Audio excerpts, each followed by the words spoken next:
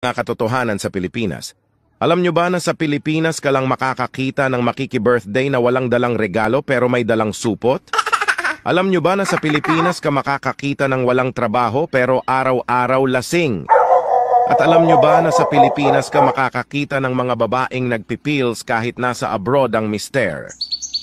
Sa Pilipinas ka lang makakakita ng taong maamo kapag nangungutang pero galit pag siningil.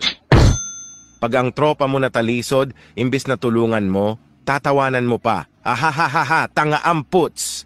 Sa Pilipinas, ang mga tao ay madalas magpasaring sa social media.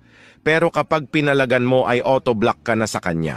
Sa Pilipinas, ang magkakamag-anak at magkakaibigan ay nag-aaway-away at nagtatakwilan dahil sa ipinaglalaban na kandidato. At sa araw ng botohan ay pipicturan ang daliri na may tinta at ipopost sa social media na may caption na done.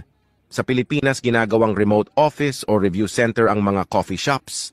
At only in the Philippines, nagsisiraan pero nagbabonding. Mga katotohanan sa Pilipinas.